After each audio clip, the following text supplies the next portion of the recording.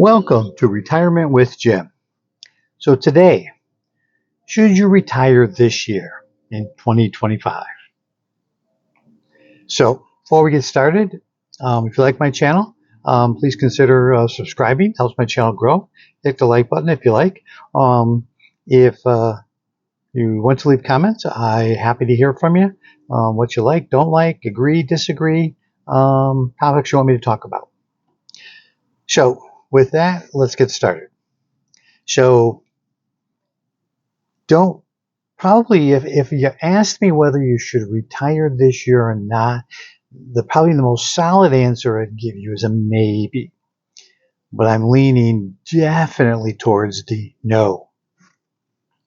And that is mainly because of course, the economy.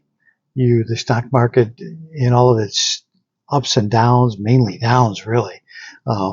You're really got to have a lot of faith in your portfolio and your plan if you were planning to retire to keep continuing to go forward.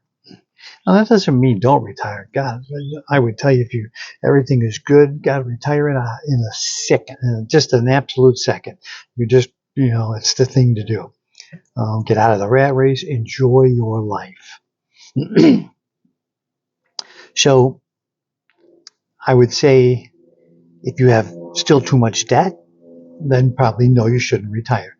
You should maybe work another year, try and get rid of as much of that debt as you can, and put yourself in a position to be as debt-free as possible. That makes the most sense. And when I say debt-free, it does not mean a mortgage. Many people nowadays, when they retire, do still carry a mortgage into their retirement.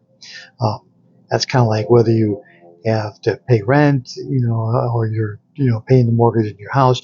Yeah, you figure that into your budget. That's a set amount, especially on your mortgage, and you can work, probably around that without too much problem. Always better if your house is paid off, that's for sure. That's one less expense you don't have to deal with. The nice thing about that is, not having that debt, you are avoiding any unnecessary stress. And if you can do everything in your power as you retire to remove the things that are going to give you stress and cause you stress, then, you should do so. It's a smart thing to do.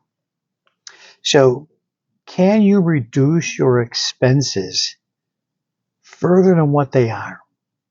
If not, then some are going to say don't retire because you need to have some wiggle room. You need to be able to say, okay, if I have to make an adjustment, maybe because of inflation or further drag on the economy, you need some wiggle room in there. What can you still trim out of the budget? If you don't have to trim everything out of the budget, but the more if you have no wiggle room at all, you are as low as you can go, then you might want to have reason to pause a little. Maybe work another year, increase your emergency fund, keep some money in the bank, and then you'd feel more comfortable about that. If you are thinking of retiring and suddenly you're looking at your portfolio is taking a greater hit, and you ask yourself, oh man, I'm going to have to go back to work. The question then becomes, can you find a job that's comparable to what you retired from? Are you able to go back to the one you left? Really, would you want to? But do you want to, and can you find a job in this economy? That might be a really difficult thing to do, and play a huge role in whether you want to retire or not, because at least if you haven't retired yet, you still have that job. And you can maybe pause the retirement for a year and let things get a little bit more on stable ground, solid ground, and make yourself, feel better about, actually retiring, less to worry about. So sequence of return risk. And what that is, are you retiring into a market that is terribly down, like the one that's going on right now? Because if you're retiring into a bad market, your sequence of return risk is going to hurt you because it's going to hurt your portfolio in money that you're not going to have a chance to make up. And it's going to put you at greater risk of actually running out of money.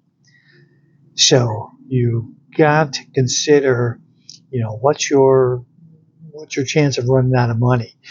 What's the portfolio look like? Now if you're about to retire, now's the time for some great free advice from a certified financial planner. Many of them will at least look at and give you some advice for free. Others will maybe charge you a fee that is nominal and you can work with. It might be a perfect time to, have that looked at and say, what do you think? Does my plan look solid? Do I stand a chance with what's going on right now? How am I going to fare? And if you're comfortable on your own, that's great. But if you're not, ask for some help, ask for some advice. It's perfect time to do it before you commit to retiring, just in case you need to go, okay, I need to think about this for a little bit. Unless you are solidly behind your plan and you're confident in everything and you're not worried about the market's going even lower, then go ahead, by God, jump in. You got enough money, you're comfortable. God bless, do it. But if you're not so sure and you think you might need to pause that, I would tell you that that maybe this might not be the year you want to retire. You got to make sure that you have got enough money to live on. You are not having to go back to work at an age when you maybe are not going to be so comfortable wanting to work, and you have to ask yourself, what can you do? Based on whether you're going back to something you did before or you're going off into something else, just trying to get a side gig. It's not so tough. And as the market starts to dive a bit, jobs are going to become a little bit more scarce, especially as companies lay people off because sales are down. There's a lot of factors to look at. So let me know what you think. Let me know whether you think this would be a good year to retire or do you wait and hold off on it. So let me know in the comments below. So with that, I'm going to tell you have a great day. I'm going to see you in the next one.